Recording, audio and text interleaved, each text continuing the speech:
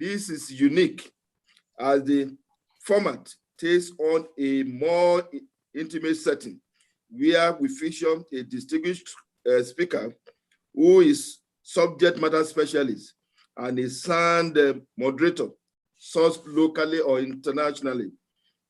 This free capacity building initiative was initiated for the benefit of the members, most especially when we encountered the sit-down at home during that COVID 2020 last year.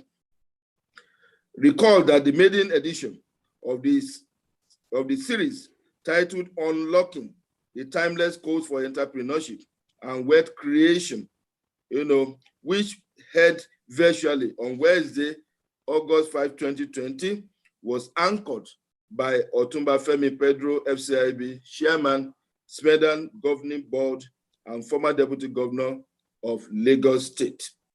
The second edition will be focusing on the theme, Owning Your Value, Navigating the C-Suite Leadership Ladder, and our distinguished guest speaker is a quintessential, professional and a banker par excellence, Mrs. Amber Hamda, who is at FCIB, who will be educating us, on this very important topic today.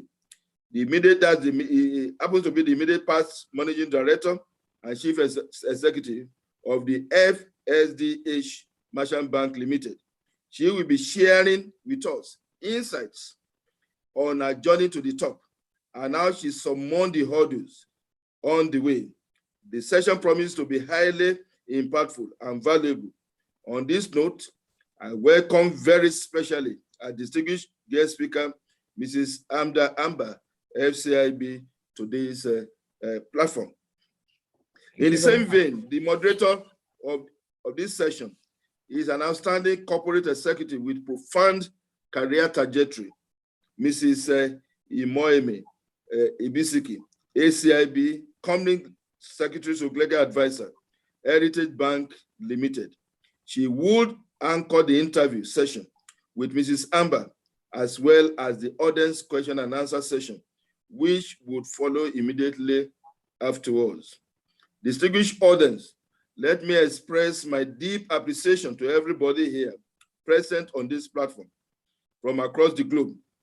This beautiful evening, I do sincerely hope that insight gained from this program will go a long way to help you navigate the intricacies of your professional life, but also your personal life, most especially now that the women are almost taking over the banking industry, in a time. I cannot end this address without expressing my sincere appreciation to Sterling Bank PLC, who graciously agreed to support this event. Through this platform, we hope to further promote female empowerment initiative within the industry, and your support provides a stepping stone toward achieving this laudable objective. Once again, I thank you all for making out time to be part of this novel program. I wish you an enlightening session. From Dr. Bayo Olugbemi, President Chairman of Council, Insurance of Bankers of Nigeria, July 20, 2021.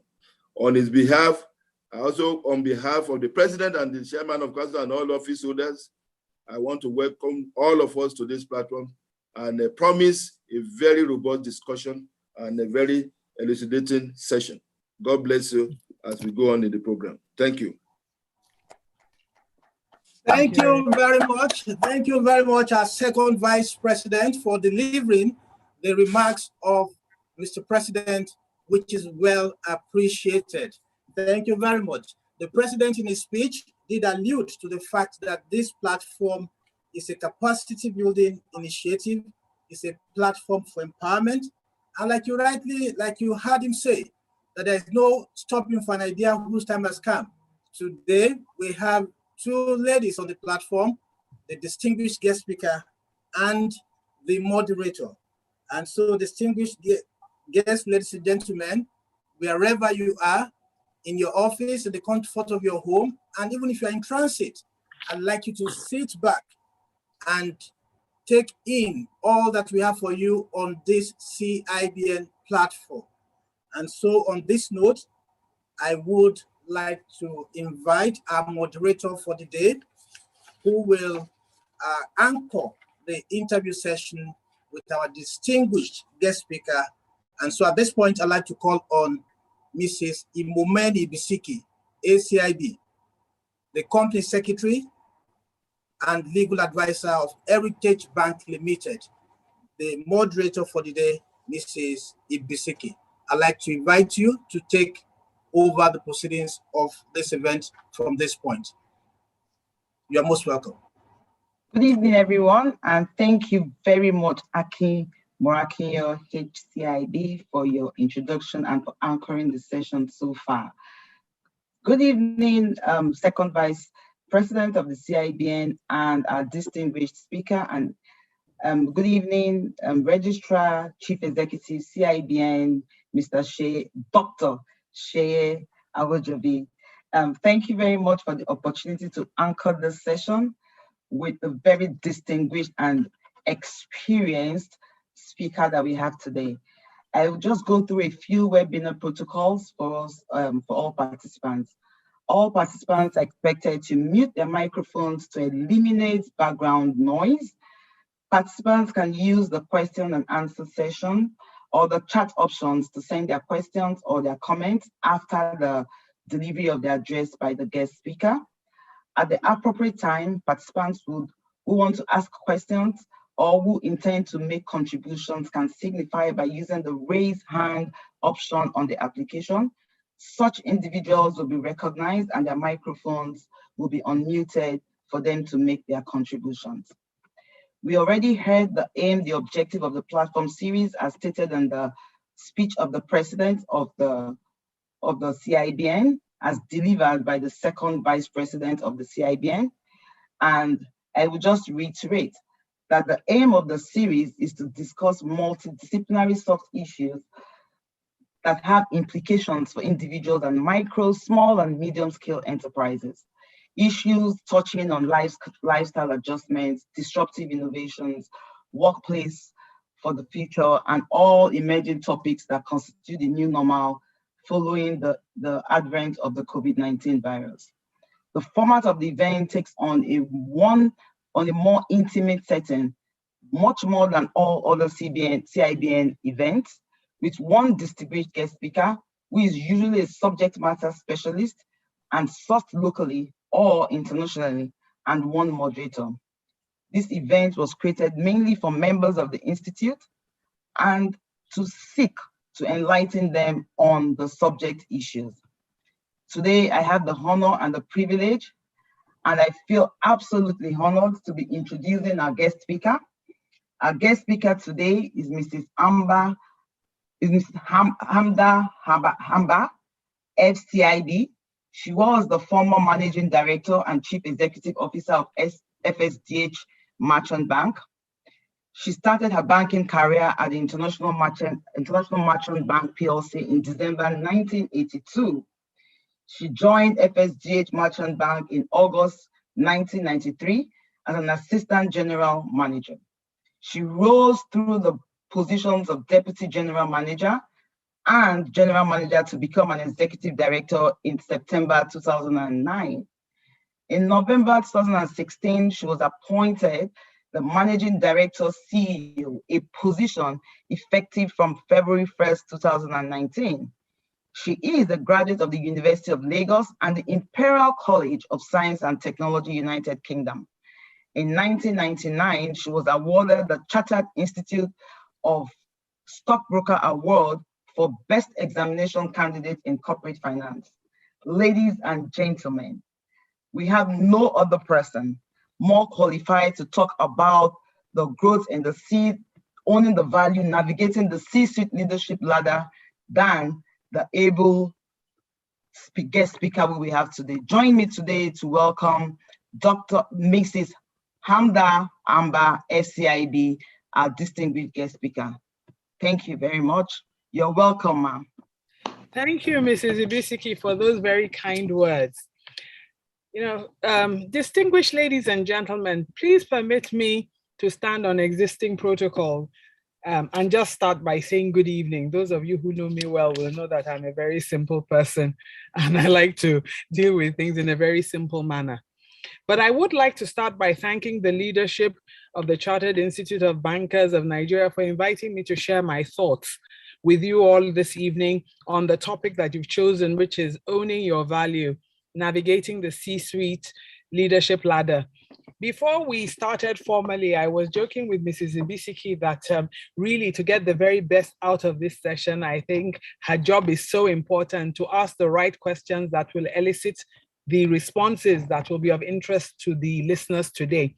However, I do think I should start by fleshing out a little bit shall I say, my background and the trajectory, my career trajectory, so that at least people will understand what the questions are based on. So as Mrs. Ibisiki said, I started my career in December 1982. I had come straight from finishing my master's degree at the Imperial College of Science and Technology. And in those days, Nigeria was a very different place. And indeed, it was right from the UK that somebody had told me, oh, wow, you finished. I must introduce you to a friend who works in International Merchant Bank. At that time, that bank was the local affiliate of the First National Bank of Chicago. And it was a very well respected, a new bank, a relatively new bank. In those days, the merchant banks were the new banks and the commercial banks were the old banks. And I came into town, already had an interview. So I arrived from the UK in October, we interviewed and started work in December. That's how life was back then. But it was a very interesting course for me. I was perhaps the youngest, shall I say, professional on the staff at the time, and everybody thought I was a baby. It just goes to show that if you hang around long enough, you move from being the youngest to the oldest, and we thank God for life. But I was in IMB from December 1982 until I left in February, at the end of January 1989. I had become a little bit jaded, and after having had actually a wonderful experience, I started off in corporate banking. I had some extremely talented and experienced supervisors and bosses who took an interest in me and my career and who made sure that I learned very quickly. And I say that because we must not, we're all thinking about how to get ahead, but we must not ignore our roles in pulling up the people who come behind us, because I sometimes wonder if I hadn't worked with such people, maybe my story would have been very different. But I had these people in my life who took an interest in me. And then from when I left IMB, I was a little jaded with the banking industry. So I segued into working with a company called Reuters. A lot of you will know it. All the bankers, certainly the treasurers all know it. Everybody has a Reuters screen in their office. And I worked with them, and I say segue because that was not banking, but because I was in the financial information sales business and the bulk of my clients, 90 to 95% were banks, it meant that I still kept very close tabs on the banking industry and was exposed to them constantly. And one thing I would say about being in Reuters was that it provided me with a lot of training and quite a lot of international exposure as well, working especially within the Africa, Middle East, and Asia, sector of the country. So we were in the Middle East and Africa section, and so had a lot of exposure to other countries that had a similar profile as ourselves, or perhaps a little bit more advanced. And there was a lot of training. And because I had, in my banking career, I had always been in corporate banking, which had more to do with lending, credit, and all of that, it exposed me to more of treasury, foreign exchange than I had had during my time in banking. And I stayed there relatively happily until 1993, when I was beginning to get a little, shall I say, restless. And I was then invited to apply to join a new company then known as First Securities Discount House. I did so for many reasons. I was very impressed with the shareholding structure. It was, for those of you who were around in banking at that time, you'll recall that this was the time when we had over 180 banks in Nigeria. in Lagos, central Lagos, nearly every building was a bank. In some buildings, there were 2 banks. And the industry was going through a very turbulent time. And so the central bank was tussling with the question of whether to set up discount houses, or as they had in the past in the United Kingdom and United Kingdom colonies, former colonies, or to go the primary dealership route, as was the case in America. As it happened, the discount house option seems to have won out, and the First Securities Discount House Group had as one of their backers and shareholders the International Finance Corporation, who had thought it was a great idea when the promoters came to them and said, we will support you, and to show that we support you, we will even take a small take, just slightly over 10% in this company, so that that will help you to start off on a good foot. And I think it was indeed something that was very good for First Securities Discount House. And I remember joining in August 1993. I mean, now looking back, people think I'm a pioneer, but at that time, the people who are the pioneers were the people who had joined late 1992 and early 1993 and had set up this exciting company and were doing a lot to establish it in the financial landscape in Nigeria. And if we look back and think that in 1993, the share capital mandated for commercial banks by central bank was 50 million naira. I know it sounds really funny now. And for merchant banks, it was 40 million naira. When discount houses were licensed, the share capital was set at 100 million naira, because the central bank saw that there was a lot of financial distress in the system, and they wanted to set up this new breed of company that was very well capitalized and able to withstand what was going on in the market at that time. And I think First Securities Discount House was the first. Shortly after, the others, they were then consolidated. There was Kakawa, there was Express. I can't remember in what particular order, just that First Securities Discount House was the first. And there was a lot of effort made to do things differently, to make a mark. And I know people may not believe it now, because something like the open buyback is a standard in the industry that everybody thinks was there forever. But it was actually something that was designed and invented in FSDH. I'm not saying by me, not at all, but it was a product we brought to the market, and that it was successful beyond our wildest dreams. And so this was the sort of organization that I joined, very forward-looking, new ideas, and we kept on evolving, doing new things, even though the discount house business was initially very restrictive. But we kept pushing the boundaries with the central bank, not doing things that were not allowed, but engaging with the central bank to say, why don't you consider letting us do this or that or the other? And they would consider. Sometimes they say, well, you can't do it directly, but you can set up a subsidiary to do it, and so on and so forth. And that's how we were able to pioneer many firsts. And that is just to tell you how I got to where I was. And gradually, as an AGM, I was, working essentially in corporate banking, what was the same as corporate banking in the equivalent of corporate banking that we had in the discount house. And gradually, as we developed subsidiaries, I was assigned to the board of many of our subsidiaries. In fact, indeed, I think I ultimately sat on the board of all the subsidiaries. And I worked very closely with the people who are ahead of me, so that by the time my predecessor was leaving, and I know I owe him a debt of gratitude for this, because when he was asked that, look, who should we replace you with? I know that he said unequivocally that you can let Hamda do it. We're confident that she can do that. And I'm very grateful for that confidence he had in me. But there was also something that I saw in FSDH, and I hope it's the same way in many other organizations, that as a woman, you are never made to feel that you were a second-class citizen. You came across purely on merit, and people would often come to me, even when I was MD, that what special programs did you people have in FSDH? You have so many senior women here. Indeed, there was a time when we were trying to recruit somebody, and we all agreed, all the women, that no, really, we have to get a man in this position, because we had a subsidiary at one time that of every senior person, every professional person there was female. And we said, no, this is now leaning too much to the other side. We need a good mix. And so just to say that really, it's not something that's impossible to achieve. People can be recognized for their abilities. And if they're in an organization that allows them to express themselves and to show what they can do, it is the organization stands to benefit from it.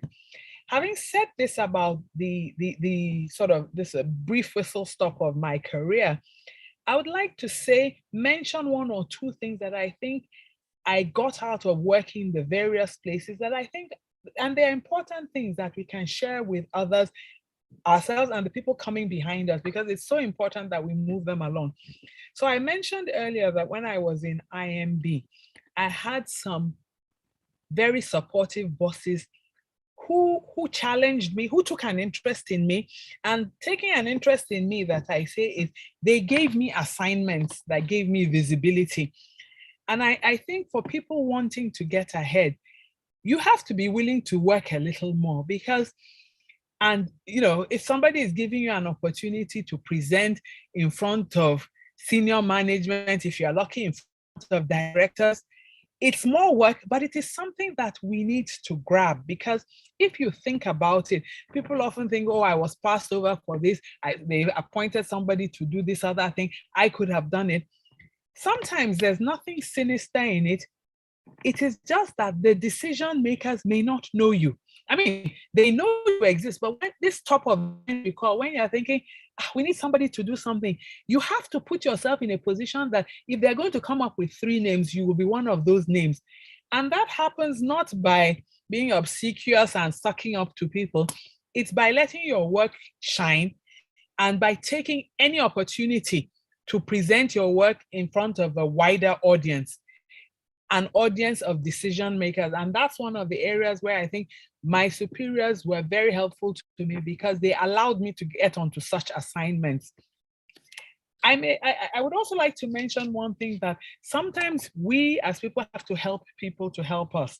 I recall that when I joined IMB in December 1982, about 3 months later, we had our first banking school, formal banking school for the bank, where the cohort of people who had been employed, the fresh employees who had been employed, not experienced hires, or just fresh people who had come into the bank then over the past 6 months, were put in a classroom environment. And we went off for 6 weeks. We weren't even reporting in the office at all. We were just going for lectures, doing projects and all of that. And I'm sure many of my colleagues were very, very bright, but I suspect that a lot of them, especially the ones who had been there a little longer, didn't take it particularly seriously. So maybe because I was new, I know that I took it seriously, participated in class, did my assignments and all of that, so that at the end of the project, when we got our rankings, I had come first in the ranking for that particular cohort, which it was on a Friday. We didn't take it, but nobody took it particularly seriously. I don't know what other people ranked. But my shock was that when I got to the office on Monday, these results had been pasted on the board in the office. So everybody knew. And I know that a lot of people who did not do as well as they could have felt bad, because they knew that it's not that they were not bright. It's just that they didn't take it particularly seriously. Meanwhile, it was now being used to judge people. And I believe it was this having done well that made a lot of my superiors take an interest in me and give me opportunities for assignments that could challenge me. So just something that I felt that I learned from that particular exercise. Then after some time, as I said, things began to change. I felt that I was losing a bit of interest, and I thought, rather than sort of not have the enthusiasm I should have at my job, perhaps it was time to move on and do something different. And as I said, I took the opportunity that was in Reuters. And it leads me to a question, because people often say, oh, you stayed in your employment for a very long time. Does that mean staying in one place for that long is the solution? And for me, my answer is that actually it depends. Sometimes staying is what works. Sometimes moving is what works, and you are the only person who will know what is right for you. And each person has to evaluate their own circumstances. What I would just suggest is that when you are moving, you try to make sure that wherever you move to, you learn something, gain something that you can add not only to your resume, but to your own character from it before you move on, and then it won't be a wasted move. And then I would say that I think that perhaps, and maybe this is a bit biased, sometimes I think women are a little more cautious than men are about taking risks. Certainly, the empirical evidence suggests that is the case. And what I try to tell myself, because I am also a bit risk averse, and younger women coming behind me, is that when you want to take a decision, should I take a new job? Should I not take a new job?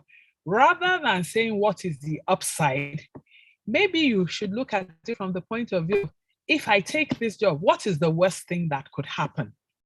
Because I find very often that if you flip the script that way, it makes it easier to make a decision, because clearly there's a chance that something good will happen. That's why you're considering it at all. And you sort of know what the story is with the upside. So maybe let's focus on the downside. Supposing all the hopes you had for this job or this move or whatever it is, assuming they don't materialize, my question is, ask yourself, so what's the worst thing that can happen if that is what the outcome is? And once the worst thing that can happen is not catastrophic, not career destroying, it may delay you a little bit, my suggestion to people is take the chance, because you never know. It may just work out. And then having taken the chance, when you take such a decision and you take a chance, you then have to work so hard to make sure you make the decision the right one after the fact. No decision is guaranteed to be the right one on the day you are making it. It is the action you take afterwards, I believe, at any rate, that will make it the right decision. And you can influence and work in such a way that ultimately it will be the right decision. Another thing that I would like to bring up at this point is that in your career, sometimes you get what people call a dud posting. So I don't know, maybe you wanted to work in treasury, you were sent to admin or something like that. You will not know in advance.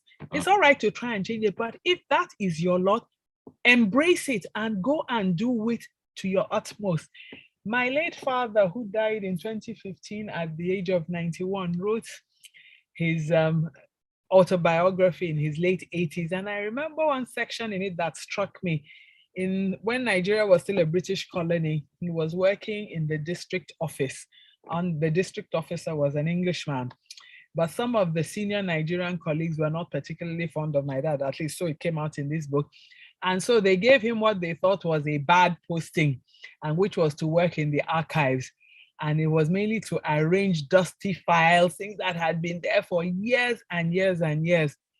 And he took up this job, he said, with enthusiasm, because he loved to read. So he made it his job that any file he was putting away, before putting it away, he would read the content, so he knew what was in it. So when the district officer would say, oh, we're looking for such and such a document, he said, oh, I know where it is. Let me bring it for you. 2, 3, 4 times this thing happened, and the man was wondering, how come this my new clerk knows all these things? I'm going to promote you to come and work directly with me. And so it came that something that was meant to be a punishment turned out to be a bonus, and it was what made him shine in front of his superior. And I don't think this is not a new story. It's really a variation on Joseph's story in the Bible. You never know. So if the essence of it is that whatever you are given to do, even if initially you don't like it, do it to the best of your ability. You have no idea what will come out of it. In fact, my successor, Mrs. Buki Smith, who I was so happy to welcome, it's very rare for a woman CEO to hand over to another woman CEO. And I was so proud. I'm sure we were the first in the industry to have that happen. And I'm so proud to have been part of that exercise. So just a couple of weeks ago, we were on a panel like this, and she was speaking, and she said she had a similar thing happen to her in one of her previous places of employment, where her boss assigned her to a job that she thought was something bad, and she really didn't want it. And she said she even considered that maybe this is the time for her to leave. But one of her mentors outside said, Buki, go and do this, and you can do it. And she said by the time she left that posting, that in her mind, she now knows that it was that posting that led directly to her becoming an executive director. And she went back to thank the person who asked her to do that job. Because sometimes when these things, opportunities come, They don't come with labeled opportunity. We may not see them as that. So it's important that we're constantly looking out for these things so that when you have an opportunity to show what you can do, you are your own best marketing officer. You just do a great job. When I moved to to FSD, it was a really exciting place to be. There were so many new things starting. You can imagine coming out at a time as a new type of financial institution when finance houses were collapsing left, right, and center. Even some banks were collapsing. So you go and try and see a company, finance director, and you introduce yourself. You say, I come from FSD. They say, do you mean First Bank? I say, no, this is a discount house. They say, discount house? Ah, this is a finance house by another name. You people have come again. You want to steal our money. But fortunately for us, because of this, the level of share capital we had, we could walk into these companies and say, no, we're not here. I'm not here looking for deposits. I want to lend you my own money. I have money that I want to lend you. And at least it got you into the client's office. And then you could talk and prove yourself. And I always say one thing, that you have one chance to prove the difficult part is getting that access. When you get the access, for goodness sake, don't waste it. And you have to have the confidence. I mean, I say mainly for women, but truly for anybody, that you are as good as anybody else if you make the effort. If other people can make the effort, why not you? Nobody has a monopoly on this knowledge. Wherever they got the knowledge from, you yourself can get it. You can read it. These days, thank goodness, in this age of internet and all of that, it's not in our time that you have to go and buy the magazines. If you switch on CNN, their business news, Sky, it's all there. You don't even have to focus on it. Just listen and you will hear these things over and over again. So it's very important for us to perhaps overcome some of the disadvantages, I would say, of Nigerian education. Professor, with due respect to you, I find that education in Nigeria has become more and more focused in people regurgitating facts that they have been taught as if it is the gospel, rather than encouraging people to use their brains to think and to be able to think logically. Because at the end of the day, the world is moving so fast that people who can memorize things, I mean, parrots can memorize, computers will do all those things. Human beings have to focus on those things that human beings do best, which is to think and to be logical and to be innovative. So if we are focusing on people taking handouts and memorizing and pouring down exactly what we gave them, we're missing the point. And I have found that as an employer, at least from when I was a senior, right from when I became, AGM, DGM, that when you hire people in Nigeria, too many of them have had the initiative snuffed out of them. And it is important that people think for themselves. And I tell people, you have to have an opinion of your own. Don't give me my own opinion, because if what you are going to say back to me is what I said to them, my question is, so why did I hire you? I don't want a clone of myself. I want somebody who can think and who is able to challenge me, politely, of course. I think that for those of us who are fortunate to be in senior positions, we must welcome dissenting opinions, because that is what will make us do our best work. It doesn't mean that we must agree with that opinion, but we must listen carefully to it and see whether there's some truth in it. And as my colleagues in FSDH will say, they know this is something I always say, that even a clock that has stopped is right 2 times a day. So the fact that somebody is junior to you and does not have the experience you have does not mean that they cannot be right on something and you will be wrong. I think there's for a lot of our senior people, and with due respect to the men amongst us, particularly the men, there's a lot of ego involved in having somebody younger than you having a different opinion, and there's a fear that they may be right. But what I would always say to my staff is that, if you tell me something I'm doing or I have done is wrong, and you stop me from embarrassing myself either in front of my directors or in front of my clients, I owe you a debt of gratitude. We are keeping it all inside the organization. What we want is collectively, when we face either our external directors or our clients, we have our best face on. And any employee who helps their supervisor to do that is a star.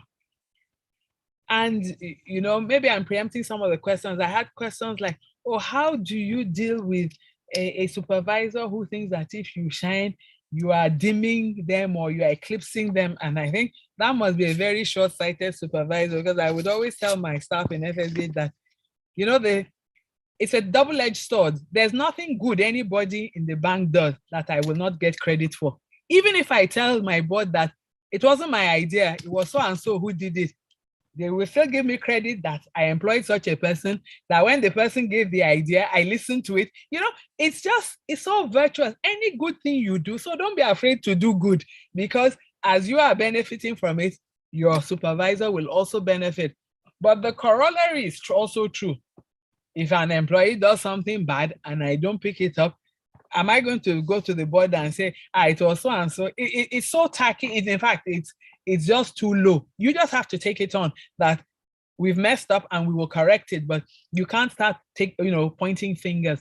So it is important for people to know that your opinion is valuable, but your opinion will only be valuable if there's something behind it. It doesn't mean it always has to be right, but it has to have some substance behind it. There's got to be some work that's been done. There's a reason why you have an opinion. And this is, when I talk about opinions, it's not only in banking. In any work that we're involved in, if you are doing your work well, you should have an opinion. I don't know how many of you are like me. When I go to a restaurant very often and the waiter puts a menu in front of me, one of the first things I will ask is, okay, you work here, you see this menu of every day, what do you recommend? And I will always know a good waiter from a bad waiter. The bad waiter will tell me, madam, everything is good. And I know that this person doesn't take his work seriously. How can everything be good? But a good waiter will tell me, do you like fish or do you eat pepper? They'll ask me some questions to find out certain likes and dislikes. Then they say, okay, given what you said, I will recommend this, not because they eat it, but they've served it to other people and they've heard what those people said about it. And so people often think that these are things you only do when you get to a certain level. No, these are things you have an opinion from day one, because it will stay with you. And so I've just given you a little bit of this background as to some of the thoughts that I have about the things that you need to do that assist you in navigating this, C-suite ladder and getting up there. One thing that I think I can't stop without saying is this question of integrity. To me, it is, you cannot compromise on that. And I think we have to broaden the definition of integrity beyond you don't steal, you don't lie. It means that if you tell your client, oh, I'm dealing with this matter, you have an inquiry, I will look into it, I will resolve it, I will call you tomorrow. It means that when tomorrow comes, whether you have the solution or not, you call that client and you tell them, I know I promised to call you with the result. I don't have it yet, but I'm calling you so that you will know that I haven't forgotten. These are the things that bind. When you treat your client like that, nobody can take that client from you because they trust you. And they say, so and so, that man, that woman, when he or she says they're going to do something, you can take it to the bank, it will be done. Because I know even me as in the bank, the number of times people will tell me, even sometimes in my own bank, oh, we'll get back to you, because not only I was a client in the bank too. Then you say, but you promised to get back to me last week. Oh, I didn't get the information. I was waiting for so and so. And I said, but I'm not psychic. How was I supposed to know you didn't get it? As far as I'm concerned, if you didn't get back to me, that means you've forgotten me and you're not fulfilling your promise. So I will end by saying that because I find a lot of people don't take these things seriously. It's an opportunity for people who are serious. If you are a serious person, it's very easy to distinguish yourself from the pack in Nigeria. That's a view I hold extremely strongly, that you don't have to do what Napoleon couldn't do. You don't have to reinvent the wheel. You can stand out by just owning your values and being true to yourself. So on that note, I think I've said as much as I'd like to say. As a background, I will leave Mrs. Ibisiki to ask the probing questions from here. Thank you very much, Mrs. Amber. I am super grateful for what you have done. And a couple of things struck me. Um, in your presentation, you just made it look so easy for us to rise up to the C-suite. And one of the things that I could say, very importantly, that you focused on was consistency. You focused on consistency, and you never missed an opportunity. From your career trajectory, we could see from the early years in your career that you never missed an opportunity. You picked on every single opportunity that became available to you. And a few things I will just go over on the things that you said that hit me really hard. And I do think that I will just do a recap of it just so that others can actually pick on them, where some of the nuggets that I picked out of this were: never miss an opportunity to shine.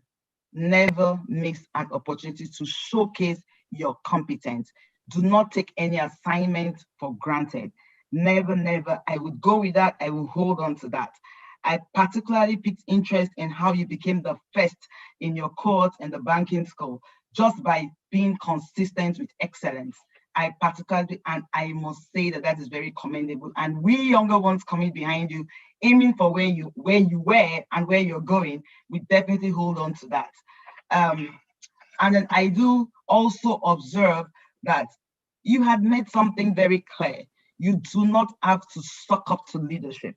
And I think that is the one thing that we all, as growing professionals, both male and female, would have to really hold up very strongly, not to suck up, but to leverage on opportunities and ensure that our competence is what will always stand out in our selection process. So you'll be remembered for your competence and not because you are sucking up. I am very grateful for that nugget. And then you also went on to say we should never underestimate opportunities. I love that. You never know which of the opportunities will be the basis on which you'll be taken to your next level of leadership. I picked that up, and I'm very sure that many of the participants have picked that as well. And then one thing that struck me, which was one of the questions I was going to ask you, was when you said we should never have a cold feet when there is a reason to move. Because when I look at your trajectory and how many years you stayed, in 20 years in one institution, I then ask myself, was it a case of a cold feet, or were you too comfortable in that place? Did they make it too good for you not to have left? What would have made you stay back, particularly in this era where we have people hopping from one financial institution to the other, jumping from one place and having self-promotions by moving onto institutions? And then I wonder where we have someone who has risen to the top and has stayed consistent, stayed on that route, and it just goes to show that you were focused on delivering. And then you quickly stepped in. Just when I was thinking about that, you stepped in and you told us that we shouldn't develop a cold feet if we have to move. So it's not because you stayed there for 20 years. If you get the opportunity, you have assessed the opportunity and you believe in the opportunity, look at it based on your values and what you want to achieve, grab the opportunity, never miss that chance. And you specifically spoke to ladies because we seem to be the ones who always have a cold feet, because when you look at history, you find out that a lot of women stay longer in institutions, and we're beginning to form a narrative that women are the most loyal in organizations. And it just simply tells you that women probably have a lot of cold feet, and you have told us today, do not have a cold feet. Break the narrative. Move when you have to move. Assess it properly and move on. Thank you very much for that tip. Thank you very much for that tip. And then I would also go on one other one that you said, which I picked up again. Seniors. We have a couple of leaders in this platform, many leaders in this platform, aspiring leaders, middle management, senior management leaders. Please welcome dissenting opinion from your colleagues. I picked that, and I'm sure that every single person is going to pick that out. Welcome dissenting opinion from your junior colleagues. And then to junior colleagues and every other person, right? Your opinion must have substance. So when Mrs. Amber says welcome opinion, so it is not for the juniors who are logged on here to carry it and run with it to say, oh yes, we heard Mrs. Amber say we should give dissenting opinion. Please, Mrs. Amber did also give a caution to say, albeit politely.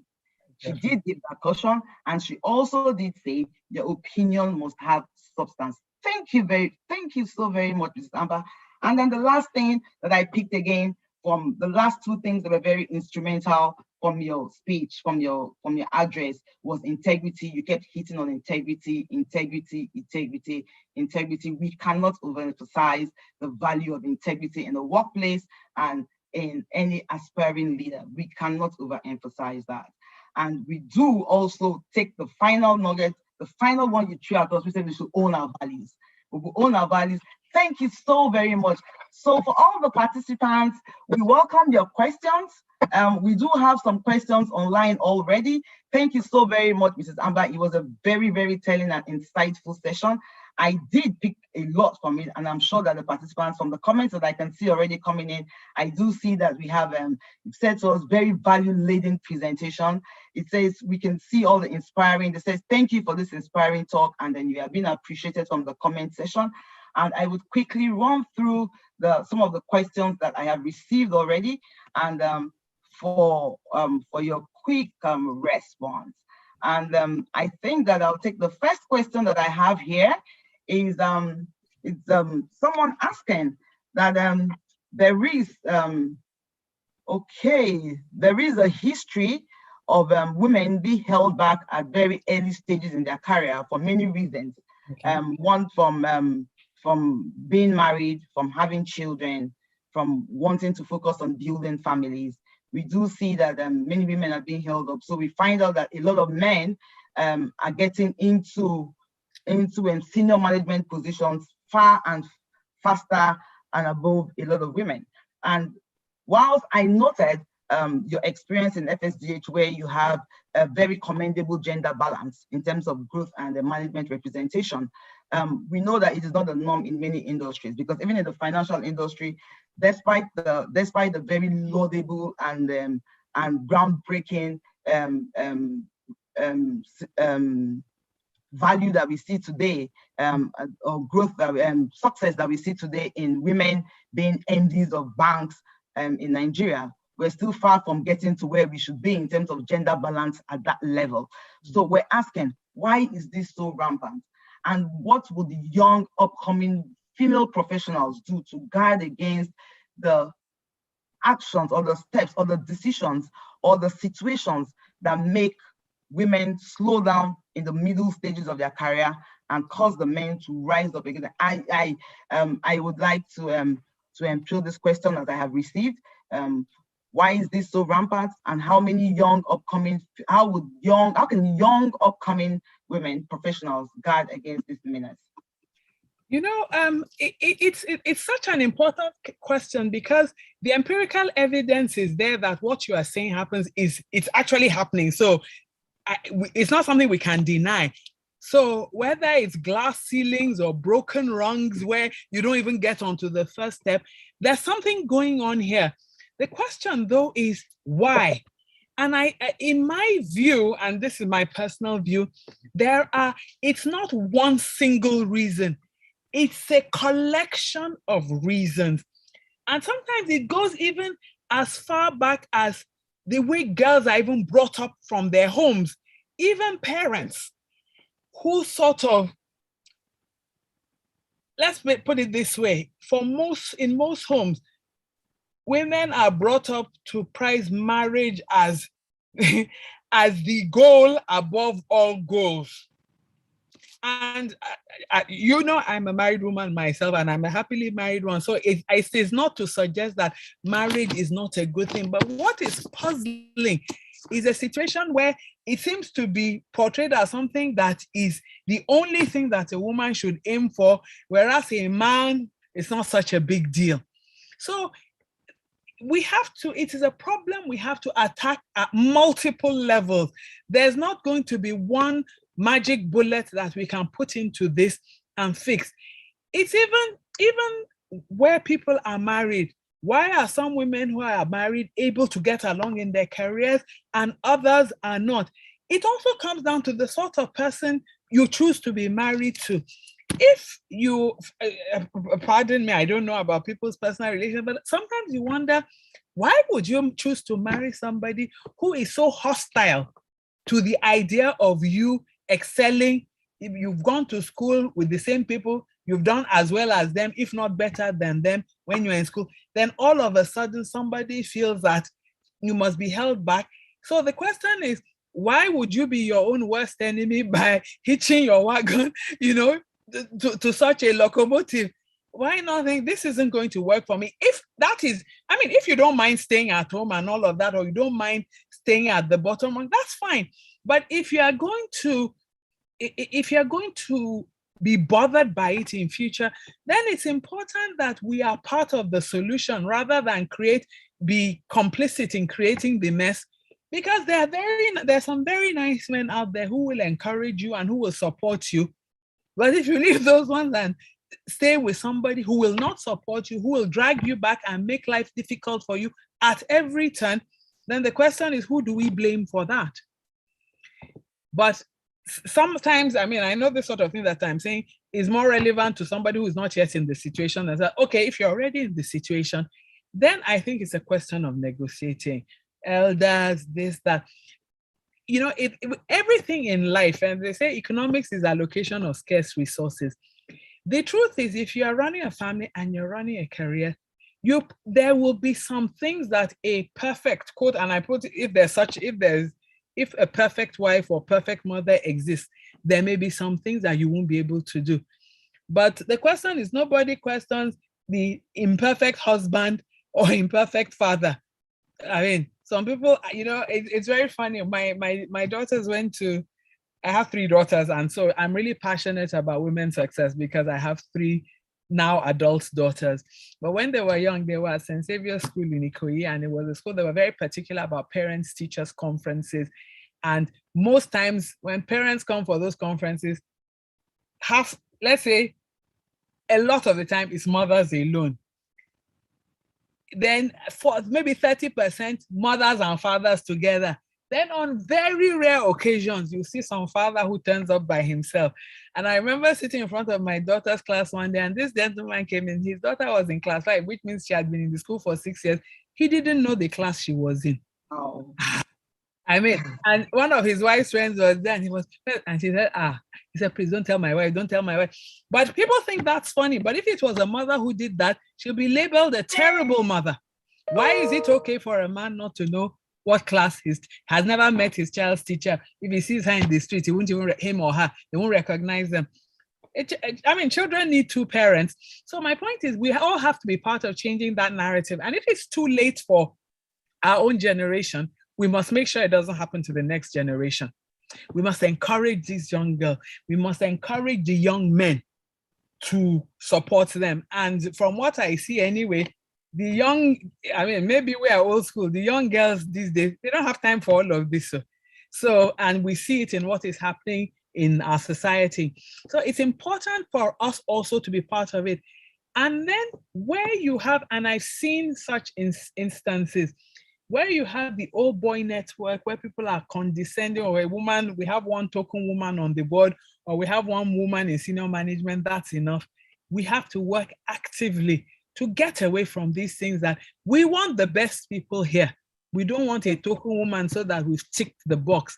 But I must commend the central bank for the approach they've taken, where we are at least tracking it. It isn't mandatory, but it is recommended and it is tracked, because you find that what you don't measure, you're not going to pay attention to. But when you have to report the gender balance on your board, the gender balance in your senior management, you're looking for investors from abroad, and the first thing they're saying under ESG, sustainability, environment, sustainability, and governance, they will ask you, we want to see what is the breakdown of it. Why do you have, you start to notice that this thing is not going to happen. So you don't even have, because somebody was saying, should it be legislated? I don't even think it needs to be legislated. Let's just track it and report on it, and we will begin to see improvement. And let also the women not be their own worst enemies by encouraging such bad behavior towards themselves. So as I said, these are my personal views. Thank you very much. Thank you very much, Mrs. Amber.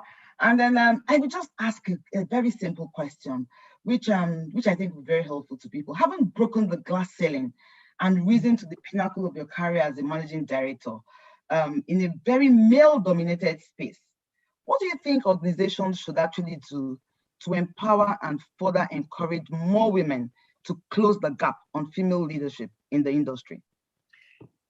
I think what would help is for us to recognize that the picture of leadership is not a man in a pinstripe suit, and to recognize that women and men are different. I'm not saying they're better or worse. They have different approaches. And, you know, they say every cloud has a silver lining. I think one silver lining that this COVID pandemic has brought with it, with all the terrible things it has brought, this working from home has shown that somebody pretending to be working hard by sitting in the office till 10 p.m., whereas they're making personal phone calls, they're running their personal business, that is not what it takes to do to be working. You need, if you are delivering on your deliverables, you don't have to be there, because these are the things that set women aside. Oh, the men after work and all of that, they can go and hang out at the bar and, you know, hobnob and, you know, network and all of that. It's not that women don't like to network, but the children's homework, you are going to look at it before you go to sleep, before those children go to sleep. When I think about the number of times I would get home, and my daughter has done some rubbish with her homework and has quickly rushed to bed before I come, and you open the homework and think, what is this nonsense? Haul them out of bed, come and sit here and do it all over again. I'm not saying no men do that, but very few, if we will be honest with ourselves.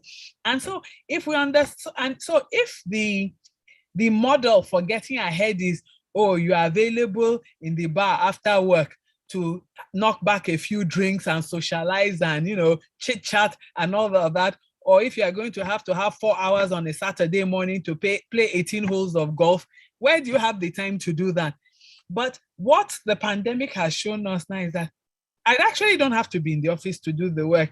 My daughter was saying when the pandemic started and we all started working from home, she said, Mommy, this isn't working from home. This is living in the office. Because what happens is that people expect you're not doing anything anyway. So they'll call you meeting 9 o'clock, 10 o'clock. They're sending you memos. You are working around the clock. And it's like, come on, guys. So, but it shows that it can be done. You have to put certain boundaries. And at least one thing about going to the office is that ride home sort of breaks, you know, that, okay, the office time has ended. Even if I'm going to work again after I get home, it is something additional that I'm doing. But it shows that you don't have to be in the office till 10 p.m. to be working hard. As long so that if we shift the paradigm from long hours to are you meeting your deliverables, which is what we should focus on, and it's possible. And it's not only in this work. I mean, if you recall back in the 60s, early 60s and 70s, American cars were huge gas guzzlers like a tank. If you turn the engine room, the thing will consume 5 gallons of petrol. And the Japanese were building these little matchboxes of cars, and people used to laugh at them and say they weren't safe. But what happened when they had the oil shock? The first one, I think, was in 1971 or 1973, and the price of gasoline tripled overnight. All of a sudden, everybody forgot about big cars. They thought, those small matchboxes, those are the cars to have, because it now shifted from security and all of that. We're now talking about how many miles can you go per gallon on this car. So we can shift the paradigm that being in the office till 11, I'm not interested in that. I don't care if you like be there till 12. Are you doing the work you're supposed to be doing? Are you delivering? Are you delivering on your target? That's all I want to know. And allow people, they're not children, let them plan their own work. Give them milestones and all of that, and let them get on with it. And I think women are very good at that. Thank you very much, Ma. And then just to recap the question, thank you very, very much for the response that you have given. And then just to recap the response is that organizations should focus on competence and not design leadership according to gender, or make leadership a pin stripe suit looking image. So, and then women should also focus on effective hours and not just long hours. So performance evaluators should look out for effective outputs and not just long hours of outputs. Thank you very, very much for that. And then with the COVID-19 pandemic, it was described by Forbes magazine as the ultimate disruptor. So workers across the globe were not spared, as it altered our ways of living and our ways of of executing our responsibilities at work. So given the various disruptions that have happened, how can we stand out in the workplace and not become indispensable? Because we begin to see that a lot of job roles are becoming very, very dispensable with the advent of the COVID-19 and the new way of life and new way of doing business. So many things are now do it on your own. And so many people are now realizing that some job roles are no longer relevant. Yeah. So from your own experience and from your perspective, how do we remain valuable and indispensable in the workplace? You know, I mean, I think that's an excellent question, and we all need to think about it, because things have always been changing, but in these 20th, 21st centuries, the speed of change is enough to make your head spin. And we've got to keep up with that change. We cannot afford to be left behind. So we have to constantly be familiarizing ourselves with new concepts. And for those of us, I mean, banking is very much a customer facing. We have to serve our customers. So the person who is providing service that a customer values will be the last person to lose out. So we've got to find a way to make ourselves relevant to our customers. I think one of the things that I see a lot of people doing, and which doesn't help them well, is that they're very turf conscious, they're very tunnel vision. This is my own job. All that one is not my business. That one is somebody else, but this is what I do. And it's very dangerous to be like that, because if that thing that you are so focused on is the thing that disappears off the map, then what is your value? The person who knows a bit about everything, who takes an interest in things that are going on around them, who talks to their client, who knows, what is it that the clients want? Because ultimately, as they say, the person who pays your salary is the client. Because if the clients continue to use the service of our bank, we'll have money and we'll be able to pay staff. If the clients don't, let us find a way to improve the value that we are giving whoever our clients may be.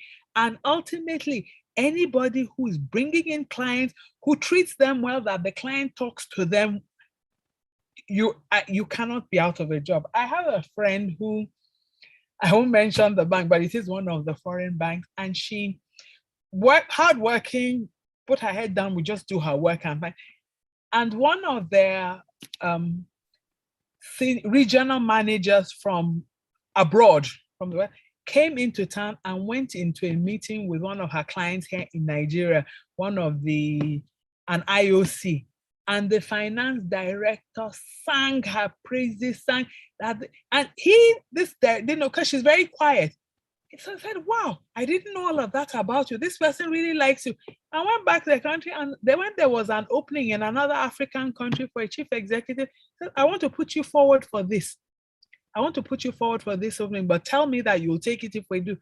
And so what was it? When your client, the client that the bank values, is the one singing your praises, no, there's no employer who will want to lose that client. I mean, there are things as bad as things are. And let us seize opportunities to retrain, to get new skills, to show that we know what's going on, we understand. I remember, and some people, when you are talking about seizing opportunities, very often seizing opportunities, it's a bit of additional work. And that's what people don't like. I already have so much to do. If I do that one, but it may be what gets you ahead. I remember, the Securities and Exchange Commission, when you want to get staff members licensed for particular positions, the chief executive has to take them to an interview at the Securities and Exchange Commission. And I remember, and usually my team used to do very well. I would be very proud of them. But there was one particular occasion, I went with the group and I was a little disappointed, except for two of them. And this comes back to this thing I talk about. Our educational system focuses us on study the paper and cram the answers, and so that if those particular questions come out, we're on top of it. But in that particular case, the acting DG of SEC said, what is your view on the exchange rates? What is the view on what? So these are questions that there's no right or wrong answer. It is, you have to say what you think and show the logic of your thought, because you can get two eminent professors of economics who will both take the exact opposite sides on the issue. and both of them are very clever, understand it. And so this question of always seeking the right answer, I think it's better for people to focus on what is the logical thought process behind it. How can I express my way in a way that even if the person disagrees with me, they will have to agree that my thought process was logical? Because at the end of the day, I think it's only when you're in school, when you do 2 + 2 that is equal to 4. Once we start working, we see that very often, if they ask you a question, the answer will be, it depends. If it is like this, then this will be the answer. But if it is like that, and that's life. It gets more complicated as we go along, and we keep trying to simplify it. It's not. So what you have to know is, what are the issues? What is inflation? What are we targeting? What is the view of the country? How is that gross domestic? All those sorts of things. And then come up with an answer. And so why I was a bit disappointed with some of these people were that these were people who attended ALCO every week. And at that, I know one thing about our ALCO, it was a very rich session. Research would present a paper. We would have a heated discussion. Some people are on one side, some people are on another side. The point is, anybody sitting there should consider themselves privileged to be hearing this argument, because it's teaching you what you can't learn in a university. It is, you are learning. And so this person said this one said, no, it's not like that. And both of them are right. How can they both be right? This is an opportunity. So for you to now go to a place and they ask you a question and you don't have anything to say, I wonder, but they are likely to be the people who, when they're in that meeting, instead of listening, they're doing something on their phone, they're not concentrating, they are missing a valuable opportunity. Then tomorrow, people say they didn't send me for training. What training can beat that particular one?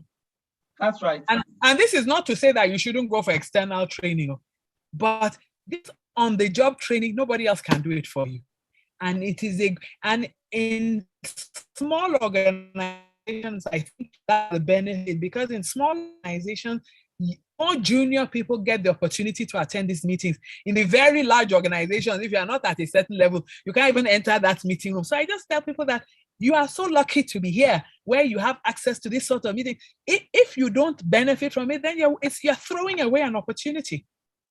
So there's a lot that we can do. And so people should not be despair. And I say this all the time, that in Nigeria, it's not difficult to be a star. Honestly, I'm telling you. I agree with you. All you need to do is to be just a little bit normal, because there's so much that goes on in our society that is completely abnormal, that when you are now just a normal person, people say, oh, this one is a star. So you take it and bask in that and enjoy it. All you need to do is be a little bit normal. You don't have to be Einstein. You don't need to be a rocket scientist. Yes, ma. So we take it very well, ma. That we would to stay indispensable, we have to improve our knowledge. Constantly. And we have to improve your knowledge to be solution driven and to provide relevant solution for the times that we are in. We'll take that and we'll run with that. I'll just take 2 more questions, then we'll throw it up to the audience, and then we'll wait for questions from the audience. Okay. I believe that the host is taking note of those whose hands are raised. If you have anyone whose hands are raised, the host should please indicate to me by a private message so I can give room to take questions. We can take questions from anyone with hands raised, or best, we can use the chat. We can use the chat options for questions. Madam, reports have attributed burnout as a major reason for reduced performance levels in the workplace post-COVID. Now, we have a McKinsey report for 2020, which revealed that the biggest concern amongst employees across the globe post the COVID was burnout and mental health issues. The statistics, unfortunately, appears worse for women. The report shows that amongst the total population, 54% of women were polled to feel exhausted, compared to 41% of men in senior management positions. In your opinion, what would you think would be responsible for what would you think would be the remedy, rather, for the burnout? And how can we actually maintain a healthy mental state while climbing the corporate ladder, particularly at the C-suite level, and balancing family and life, especially for ladies?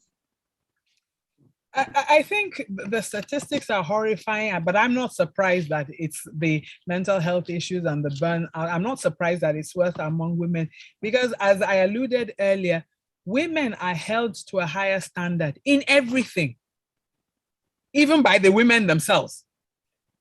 So it starts, all sorts of things. We were saying on the platform that I was on 2 weeks ago that if there's a job vacancy somewhere, and the job description is given out, and you see a man who meets 60% of the requirements there, he will be confident enough to apply.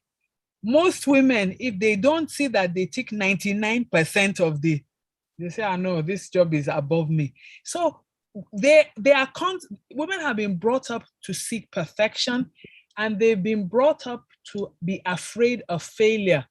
And yet failure is a very important part of learning, because sometimes you will not learn something until you failed at it. That's just the honest truth. And so you have to be forgiving of yourself. And when you say women are burnt out, children are schooling from home. You are working in a pandemic on your computer. Children are schooling from home. Who is supervising that work that they're doing in the house? Even when the mother and father are both working from home, I give you one guess. Chances are it is not the father. So the women they will burn out. Even if you have domestic staff, who is responsible for making sure the food is on the table? This is done.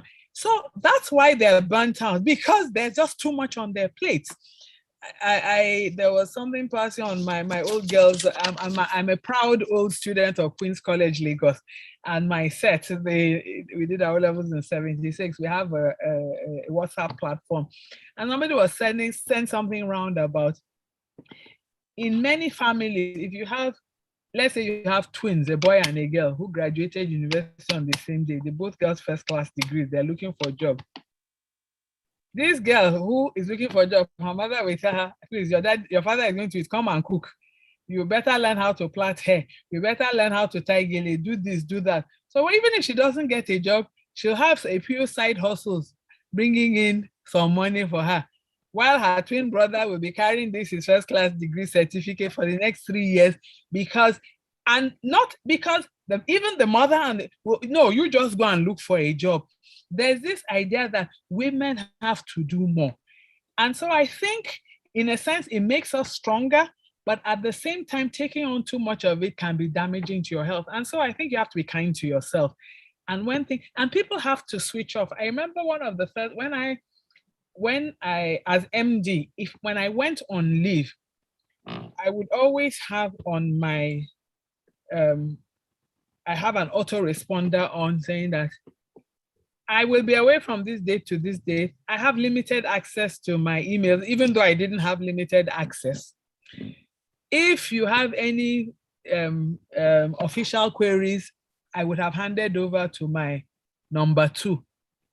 And so my deal with her was, if you have any issues that you want me to attend to, if anything comes to you that you think you need help with, you are free to call me. But when any other head of department calls me, Ms. Zamba, I want to say, I'm on leave and I don't want to know.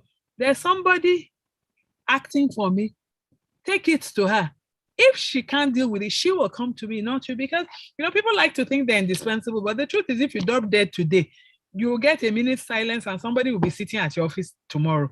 So there are these things that, if you're on leave, for goodness sake, there's a reason people are going on leave, because you really need to recharge. So go on leave. Don't be on leave answering your email answers so that you come back, you're even more tired than when you left. So there are these little things that you can do. And organizations should also not expect people that when they go on leave, they're looking at their mail. What is that? So for me, it's difficult, but it can be done. Because after some time, my people got to know that if I'm on leave, I say I'm on. Now, what I would do though, is occasionally I would look through the emails, I'll look through what has been going on, because you are copied on everything. So the copies are coming. And if I felt a need to intervene, I would then call that person acting for me that, look, it looks like we have a problem here. Can you look into this? But for all of you in the office, don't call me. I'm not available. There's somebody acting. And that's part of the training, even for the people who are acting, because ultimately, A good leader is somebody that you should make it look easy, that if when you are away from the office, everything becomes chaotic unless they're calling you every day. I would suggest that perhaps you should revisit your leadership skills, because it's a very poor leader who has to be there 24/7 for things to work. That's my right. That's right. Thank you very much, Ma. So we've taken that note. We will pause when we have to pause. We'll take a break when we have to take a break. And we thank God for the leadership of the CIDN and no regrets. Financial institutions who are here, no regrets, so that people will go on leave when they have to go on leave and not have to check their emails. Thank you very much. I will note, and we will have to pause when we have to pause. I would ask I see that the registrar is ready with this question. Before I call on the registrar, just a question. One of the questions that I would like to ask, that it is often said, right, that it is often said that everything lies and falls in leadership, right? With the benefit of hindsight, having been in the industry for the number of years you have been and risen to the pinnacle, being the MD CEO of a financial institution, and then the survival of the financial and the thriving of the institution is important to the nation. So just with hindsight, what specific issues affecting the industry would you like your former colleagues in the bankers committee to actually address, given the systemic importance of the banking industry to the economy and the overall well-being of Nigeria? Basically, I would say I will dodge that question, because if I was one of the former colleagues, I would say, if you felt it was so strong when you were here before you left, why are you now sitting on the outside? It's easy to point fingers from the outside, but I think we can see that there are a whole lot of challenges that we have in this country, in our financial system. And the problem, I think, I would say, without going to the details, is that our problems are structural, our problems are deep. We try and use superficial solutions to deal. So the whole idea is that somebody has heart disease and we're giving Panadol.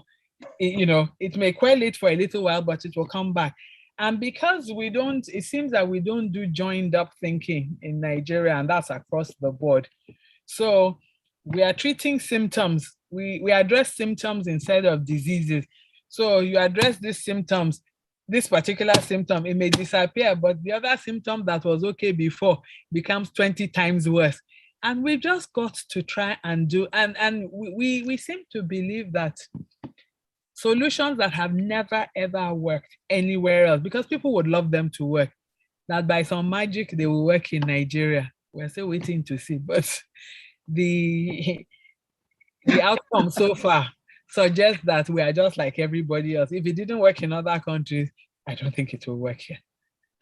So I know it's not a direct answer to your question, but it's as much as I'm willing to say. Thank you very much. And I would leave the banking industry, and then we've heard a lot about your experience. We've heard a lot about, you've given us so many tips. You've advised young bankers, you've advised senior bankers, you have advised us at all levels, how to climb up to the C-suite level, how to maintain where we are at the C-suite level, and how to be more confident with ourselves. And there is this American journalist, Margaret Fuller, who I am fond of, and then she's also a women's rights advocate. And then she once stated in one of her books, she said, a reader today is a leader tomorrow. So I'd just like to get this tip from you. What book would you recommend for aspiring leaders? What kind of books do you read? And what books do you recommend for aspiring leaders who are on this platform listening to you to improve their leadership? And what book has been of great influence to you? That particularly would be very helpful to me, and then to many other ladies and other the gentlemen who are on this place aspiring to get to the leadership position that you have attained in the industry.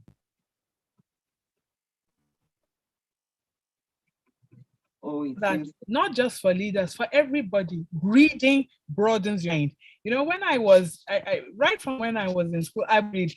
And I find that very often in Nigeria, you interview people for jobs, and then people tell, when I say, oh, what do you like? What do you do in your spare time? And people say, oh, I like to read. And I will always say, oh, so what do you read? And I must say that I'm often disappointed. Nigerians, well, maybe they just say that they think it will impress you at an interview, but people are always reading self-help books. And I'm thinking, that's not literature. That's not literature, honestly. I prefer you even say you like to read Shakespeare, because there are many truths that Shakespeare has told that are still true today. So I think people should be eclectic in their reading. Read everything, be very broad.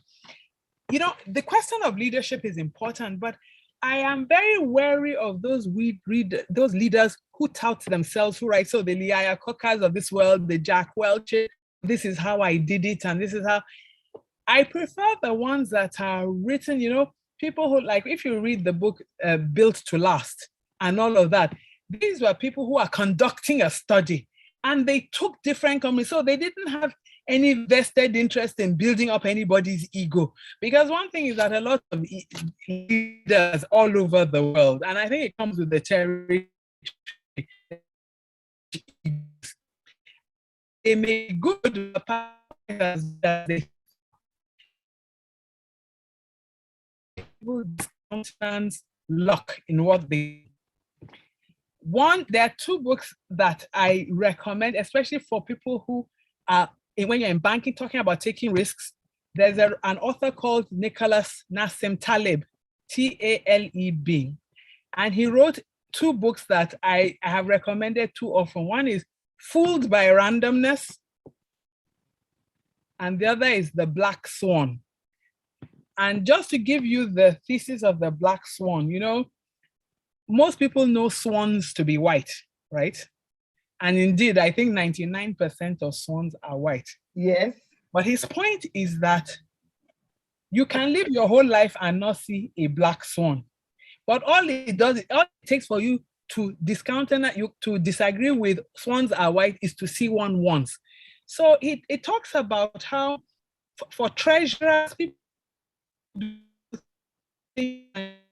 found that in banking, you look at history, you look at the normal curve. I know you're a lawyer, so maybe maths is not your thing for those, but for a lot of us, normal distribution, we fit things into a normal distribution that actually don't fit. And on the basis of that, we then make bets that work when the market is going well for everybody. But when things go spectacularly wrong, I won't say more than that, but if you get those two books and you read them, give you, say, I'm an expert in this, I'm an expert trader, that sometimes it's not really expertise, they are just lucky because the market is moving up for everybody. So those are two books that I would recommend.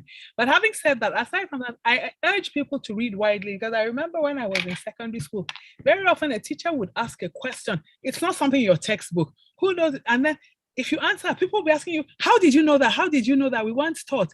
The truth is, you're not going to be taught most things in life. You have to pick them up on your own. And the more widely you read, the more likely you are to pick up this information. That's right. That's all I will say. So I do encourage people to read, and please, not everything should be self-help books or how to be a millionaire and all of that. A relative of mine was saying recently that all these people say they write a book and teach you how to be rich, that he doesn't know anybody who has a secret of how to be rich who will tell anybody else. The only secret they're telling you is they're making you buy their books and making them rich. So I mean, you can buy it, but not because you expect to get rich from reading it. So that's Thank you very much. Thank you very much for that advice. We'll read wide and we'll read broad. We will not focus on self-ego building. No. We will not focus on just leadership development, because leadership involves broad mindsets. So we're going to read to broaden our minds. Thank you very, very much, man. Very grateful for those recommendations. And I can see the chat room is buzzing with comments, with thanks, with gratitude. I would now take questions, a few questions for the remaining few minutes that we have on this session. And I would please call on the registrar, Dr. Sheyi Awojobi, to take his question. Can the host please unmute him so he can take his question? Thank you very much, sir. And then we will take the questions and answer very briefly, because we're running out of time already. Thank you very much, the moderator. And thanks so much, my sister, Mrs. Samba. We are lucky to have you. I will still say some things at the end. The question that I want to ask is this. There is this cacophony of the C-suite and you stayed there so long, amongst your colleagues, how did you cope with the cacophony of the C-suite, where you have a mixture of, misrepresentation sometimes, not buying your ideas, and all of you that are supposed to be speaking as leaders, leading institutions or leading organizations, you found yourself disagreeing heavily. How do you cope? Plus all the political and whatever that has to do, and then you were still able to navigate and then get to the best of yourself. Thank you. Thank you. I mean, that's a loaded question. I mean, the truth is there will be disagreements. And I think perhaps we shouldn't shy from disagreements, because sometimes it is from disagreement that the best decisions emerge. So I think the fact that you are disagreed with on its own should not be, should not be something that you find frightening. I do feel that it's important to be true to your values. So there are certain things that you don't compromise. So I'll give you an example that a lot of people will tell me that, you can't succeed in Nigeria without doing this. But sometimes when there's a meeting of mind between your own values and those of the people you work with, that may be one of the reasons that keeps you staying in certain places for very long. So I have a view that many people, even sometimes in my own family, feel that, you are too idealistic. And I say, I don't believe in giving bribes. And I'm sure a lot of you will smile, because that we know that there are some businesses in Nigeria that if you don't give bribes, the truth is you will not get it. So, but my view is that in that case, let us accept that we won't get that business.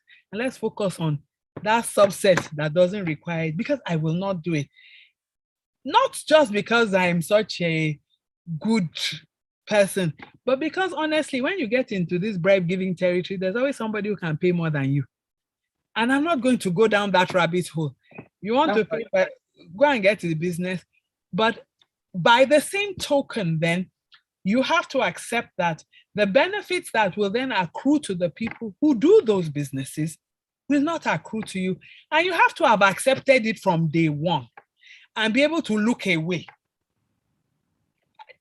That's the reality. So now people tell me, but that's very difficult. My brother, like, I am very, very grateful to the directors that I worked with, because I made this clear from when I was hired. And I can honestly say that nobody, they might have reprimanded me for other things, but nobody has ever said to me, you should have taken a Ghana must go and gone to the. So once you say, this is why it didn't work, these people said, I say, okay, let's move on. So for me, that's what it means to own your values. That I'm not, you just realize life is too short to do things that don't sit well with you. Because at the end of the day, people say, there's some things you do, nobody will know. But I say, yeah, but I will know. I will look at myself in the mirror and I will know. And if I find it uncomfortable to live with myself, then the mental health issues Mrs. Ibisiki was talking about may begin to beset me. And I'm not going to play around with that. Fortunately, it has my mental health, I thank God, very well grounded. I have no issues. So you have to accept, because I used to tell my staff that we need to be known for this. And I'm not saying this because I'm idealistic and I think, if you do the right thing, you will be the most successful. Maybe in another country, not in Nigeria. In Nigeria, the people who do all the wrong things will be the most successful. But if you do the right things, you will still be successful. But beyond that, you will have peace of mind. You will be able to sleep at night.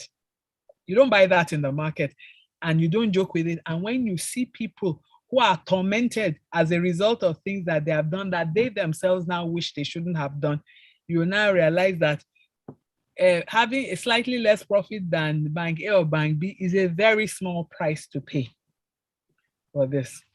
So I'm not sure if I addressed your question directly, Registrar, but I hope that at least you got something out of what I said. That you did. Thank you very much, Dr. Ojobi and Mrs. Ham, for the response. I have 2 questions from the chat group that I will just take. I'll take both of them together so you can give a response to both of them if that is okay by you. Do I go ahead? Please, one by one, just give me the first, I'll answer them the second, and I'll try to be brief. Okay, thank you very much, ma'am. So I have this question from this person who says, I work with a boss who is overconfident, unapproachable, and authoritative, and never welcomes other people's opinion. Additionally, the organization holds communication lines so strong such that you cannot jump your reporting line. So how do I deal with this, as I cannot jump my reporting line to make a complaint? Okay, I'll say one thing, and this is true for all of us, whether you have a good boss, a listening boss, or a bad boss. It is your duty as a subordinate. You manage your boss doesn't manage you. And there are some really terrible bosses that nobody can get around. But what I have found I'll just suggest some things that have worked in the past for me and for some of my friends who are also chief executives on their way up, that you may find works for you. I have found that some people do not like being disagreed with in public. So you're in a meeting, and this is something that I experienced personally. You're in a meeting, you have a contrary view. You just mention it very mildly, and the reaction is so hostile. My recommendation will be, at that point, just let it go. What I found worked for me was, after the meeting is over, I would go to my supervisor in his office much later, and I'll say, I wanted to say this, but I saw that it seemed you misunderstood, and I wanted an opportunity to explain to you. And then there's nobody there. It's just me and him. And that thing that, he said, hey, okay, I didn't know that's what you meant. Oh, okay, let's try it. It would be so easy. Whereas if I insisted there would have been a showdown. So the point is, you may think your supervisor has an ego, but it's possible you to have a bit of an ego and you think you have to admit that I'm right. It's not about being right. It is just about having the opportunity to air that opinion in the best way that it is likely to be considered. And one thing I always tell people is that I encourage you to give me your views, whether you agree with me or not. I don't guarantee that I will accept them. But what I guarantee is that if I disagree with you, I will let you know why. And I say that not because I'm such a good person, but because I want you to keep giving me suggestions, because all I need is one. If you give me 100 suggestions and one of them is good and makes us a lot of money, who cares about the 99 that were a bit off track? So you want to keep those ideas coming, because there's nobody who has monopoly of knowledge. And when you have this tunnel vision, you are all chasing and doing the wrong thing and nobody can speak up. And sometimes people will look and say, you mean there was nobody in this whole organization who could tell them that this thing they're doing is wrong? Meanwhile, and it's not only in banking, I don't know, in fact, talking about books I like, I don't know if you know the name Malcolm Gladwell, the guy who wrote Tipping Point, he wrote a book about, they're all short stories, and it was about how in South Korea, apparently is a country like Nigeria where hierarchy is very important. People respect their seniors. They had a plane crash. They were about, one of their planes was going to land somewhere in America. The captain misread whatever the instrument was saying. The co-pilot could tell he had made a mistake, but he couldn't come out and say it, sir, you are wrong. So he was saying, do you think we should look at, he was just trying, and the man kept saying, what are you talking about? What are you talking about? And that plane crashed and everybody on board died. How do we know this story? They retrieved the black box. And it was from listening to the black box that the investigators could tell that this junior man knew that what they were doing was wrong. He was trying to bring it say it in a polite way. The man didn't let him, and he couldn't say it forcefully. And it was one of the reasons that English became the language of airline traffic, because in English, there's no, like the Yorubas, they say air and express seniority. There's no such thing in English. You is you, whether you're 2 years old or you're 200 years old. So they can talk directly. There was another one that crashed when they were about to land at the airport in the States, because in South Korea, the hierarchy in the aviation industry is that the flight controllers that are at the airport, the air traffic controllers are seen to be superior to pilots. Meanwhile, these people are running out of fuel. They arrived in America. There were too many planes. Those people told them to circle and wait for their turn because too many planes were waiting. And they were circling until the plane dropped out of the sky. And the American traffic controller said, if it had been an American pilot, he'll tell you, if you don't clear this runway, I'm dropping this plane on your building. And everybody will know that they have a problem. But so that's my point, that we have a lot of this seniority, but that's our culture. We're not going to get it over with in the first day. You, as a more junior person, must find a way to reach out to this person without affecting their ego, without making them think that you are trying to boss them or show them that you're too clever. And usually if you do it in private, it will be good. And a friend of mine who was also a CEO told me that once when she was an ED and had a very busy CEO, when you want to discuss a matter with him, he never has time for you. She now worked it out by, she would go to his secretary and say, please, let me see MD's diary. Please slot an appointment. This is her boss, so she will book an appointment like an outsider. And so she would have 30, 45 minutes to speak with him and discuss all her problems. So that it got to the point that at one management meeting, when he was complaining about that, like, you people don't talk to me, you don't tell me this. And they say, but we've been trying and never, they said, but so and so always talks to me when she needs to talk to me. She has figured out a way to get my attention. You need to do the same. So sometimes we have to be creative. You've got to be creative and find what will work and decide, what do I want? Do I want us to make the right decision, or do I want people to know that I'm so bright? Once you also drop a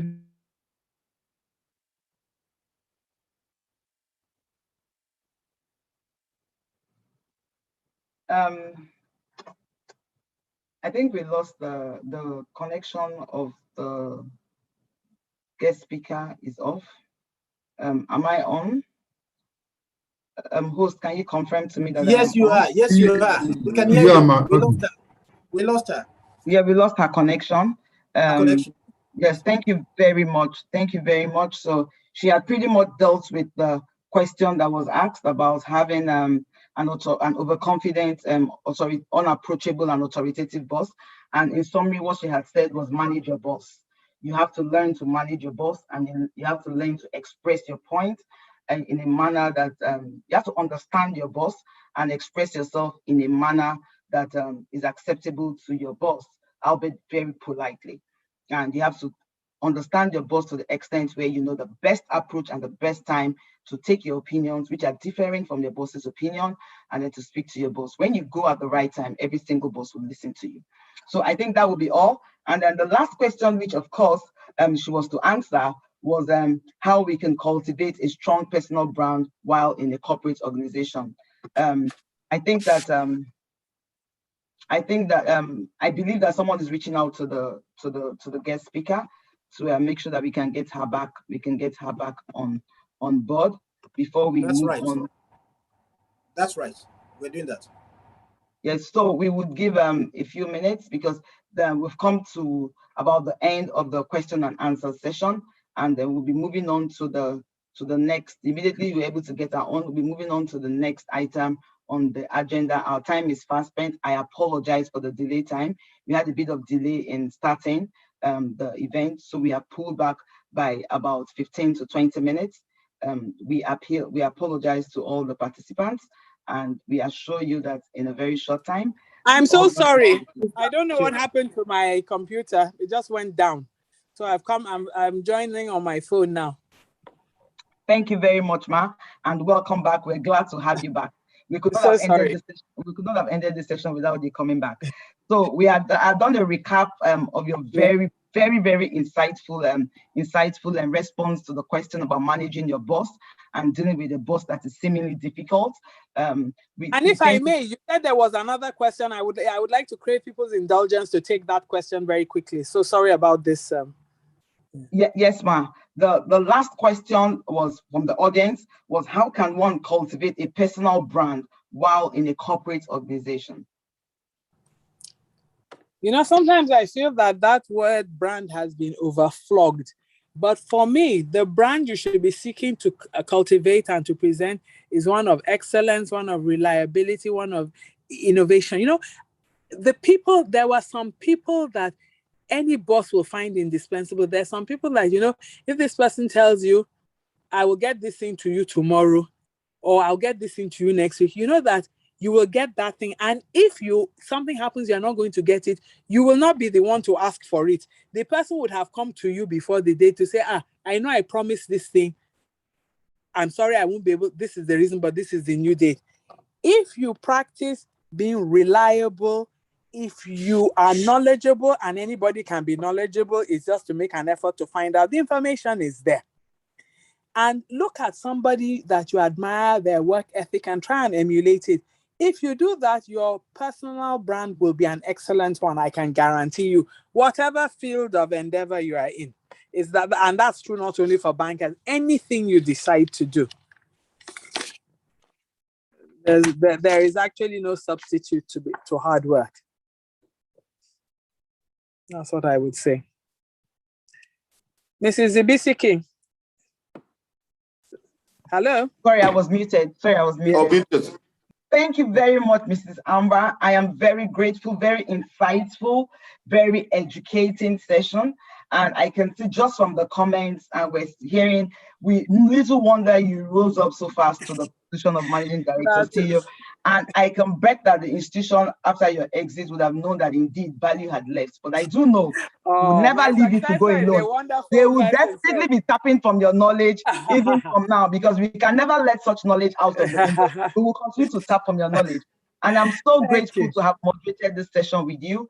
I am super grateful. It's a pleasure. For the opportunity, and nice to meet you. And I do hope to physically meet. COVID allowing us. I'm forever grateful to Cibn for putting this team together. And the participants are excited. And in fact, they're asking the Cibn when is the third series. So actually, you will be telling us when the third series is coming up. People are waiting, they're itching to see what will happen next. And then the next item we do have, I would at this point go to the next item on our agenda, which is to actually acknowledge the fact that this program was sponsored by Sterling Bank. So I would introduce the CEO of Sterling One Foundation, Mrs. Olapeju Ibekwe, to now give us a remark on this program and on the topic. Thank you very much. Good evening, distinguished ladies and gentlemen. She had mentioned our remarkable moderator. My name is Olapeju Ibekwe. I'm the CEO of the Sterling One Foundation. First, I would like to commend the Chartered Institute of Bankers of Nigeria for coming up with this amazing, laudable, and timely initiative. This has been a very impactful and engaging session, and I know I speak for everyone that definitely we have learned a lot from the nuggets of wisdom shared by Mrs. Amber, and we must say thank you very much again, Ma'am. At Sterling, we are passionate and committed to the personnel growth and development we have in our strategic plans. So we're very glad to partner with the Institute on this initiative. We are constantly looking for opportunities to empower our employees and to help them grow and achieve fulfillment in their careers. And as an organization, we have set up several initiatives, trainings, and programs for employees' personal growth and advancement in their careers. Our emergence as the best place to work in Nigeria in 2020, given to us by the Great Place to Work Institute, is testament to this fact. We are also very passionate about women development and empowerment, which is why we set up our one-woman proposition with bespoke solutions and offerings for our female customers. Also, at the Sterling One Foundation, we have prioritized gender equality. We support various female-focused projects and initiatives aimed at empowering women, empowering our communities, and in turn, a tool for wealth creation and nation building. This is quite critical because in line with global development goals, investing in women is essential and a necessary foundation for a peaceful, prosperous, and sustainable world. We are very glad to have been a part of this impactful engagement, the second in its series, and we look forward to even more exciting, impactful, and really completely learning opportunities that the CIBN has given us an opportunity to be a part of. We thank you for this opportunity. We look forward to so many more in the nearest future. I would like to thank everyone that has been a part of this event, and we wish you a very lovely evening. Thank you. Thank you. Thank you very much, Mr. Ibekwe.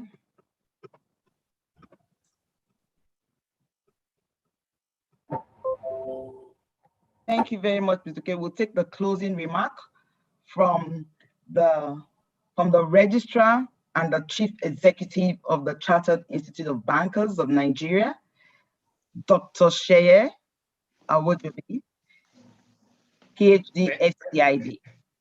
Thank you very much, my sister. I remain very excited and best before end.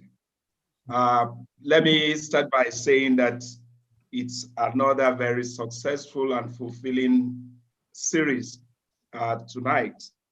And of course, I'm sure every participant would like to continue to hear the guest speaker.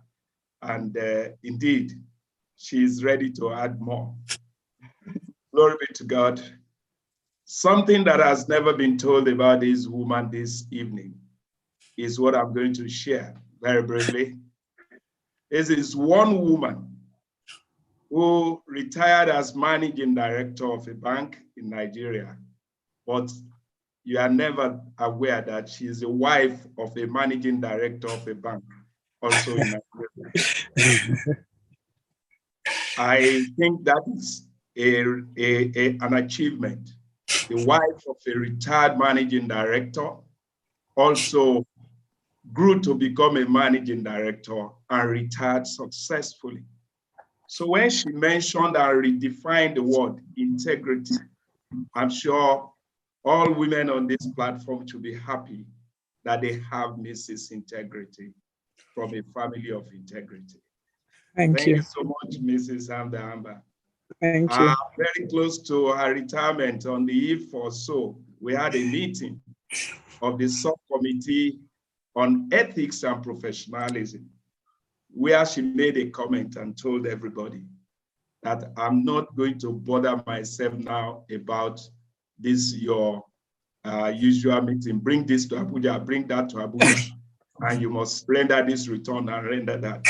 Hardly did she realize that we captured that word and say that, yes, you are retired, but we will not allow you to be tired. Continue to mentor people and give us the taste of the pudding. Thank you so much, my sister. Yeah. You rounded up your statement with just one sentence, and it's very powerful. There is no substitute to hard work. There is no substitute to hard work. What you have said very clearly to us today, across the globe today, is that continue to work hard. The sky, people say, is the limit. Is the limit, honestly. And we have seen that work. And you have told us to take very good risk. And of course, opinion counts, not just an opinion with substance. And that means that, ladies and gentlemen, it is not just talking to women tonight, but talking to people who are ready to succeed beyond their limitations. That you must work hard, you must maintain an integrity that is, when you promise, fulfill your promise. And of course, lace this with very good substance in your opinion. How you manage it, how you continue to manage it, it is the result that we show. On behalf of the Institute, we want to say that for all that have made this to be possible, we appreciate you. For the governing council that allowed management to start this platform series too. We are very happy. We really wanted it to be a great platform that it has become, a mentoring platform, a knowledge sharing platform, a platform that will really see banking as adding more value and that has produced people that are worthy of being showcased across the globe. Thank you so much, Mrs. Amber. You were called Dr. Mrs. Amber. No, that's your title. I am sure that must be something we should be expecting very soon. And again, you have taught us and given us opportunity to read some good books. Please, without us making it a biography, even if it's like a pamphlet, we need you to put some thoughts on the platter of gold for us, so that generations yet unborn can see that looking for the black swan can be from working hard, maintaining integrity, and leading very well. Thank you so much once again. We really admire this. To the governing council headed by the current president and chairman of council, Mr. Tobayo Olubemi, FCIB, who for the first time, this is the first time you'll be missing a program like this, and that tells you that it is unavoidable. Yes. But of course, as we have learned from you today, if you're on vacation, somebody should be able to work for you. Exactly. So the temporary vacation, we have seen the second vice president moving in, and he has done it very well. Prof, I'm sure the lesson that Mrs. Samba has dropped today is about people not memorizing what we have taught them in the handbook, in the handout, and coming to talk, but things that will challenge their knowledge. And I'm sure that as a professor of law, as an erudite banker, as a leader, you continue to lead us very well too. Thank you so much, sir, for giving us this evening. We really appreciate you. Thank you. My sister, the moderator, you have been told that it's not only law. You can do some level of mathematics too. And if an adventure you found yourself as a treasurer, being posted there, do not say there is no treasury lecture in the law school. Just take it. You never can tell. Never know. From writers back to the discount house, and then to a merchant bank. And of course, Mrs. Imomeni, you have done very well this evening. Thank you so much. Thank you. You went so deep in your questions that you have been able to extract it. But take note, women and men, no difference. Thank you very much, sir. Thank you very much. Thank you very much, really sir. Thank you very much. Professor Peju Ibekwe, thank you so much. Thank you so much. As the leader of that One Foundation, we are very happy that you have supported an initiative that will go a long way. If you look at the participants, everybody stayed glued. Nobody has left since.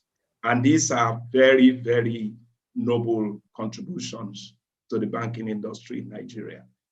In CIBN, as the power base of the knowledge, character, and attitude for bankers, we will not leave any stone unturned to keep on ensuring that we do what we're supposed to do.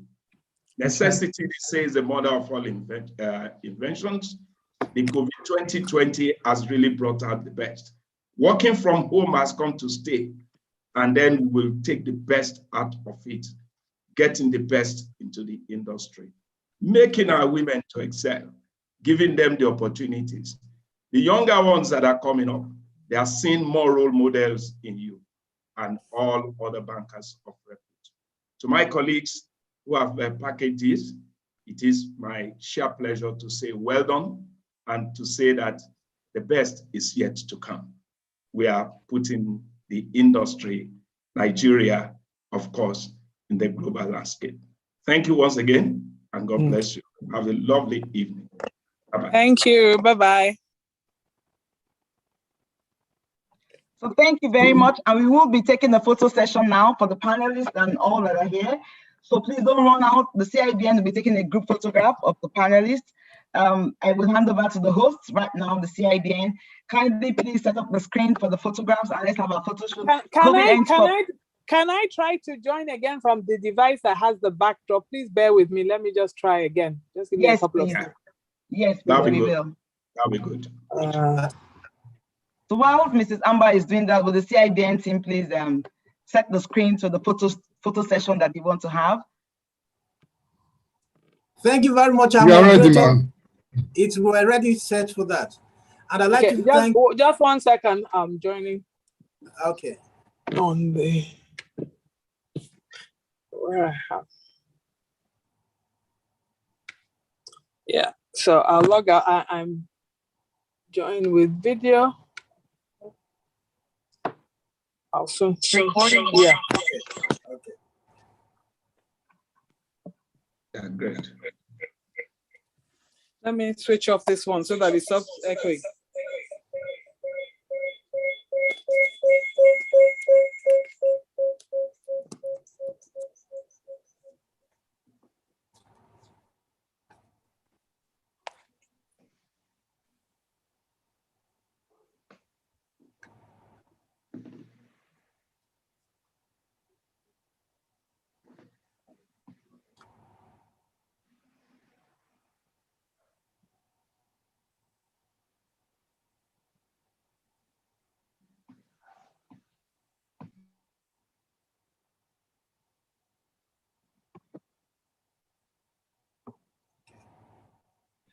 Apologies, I'm with you now. Okay, ma'am.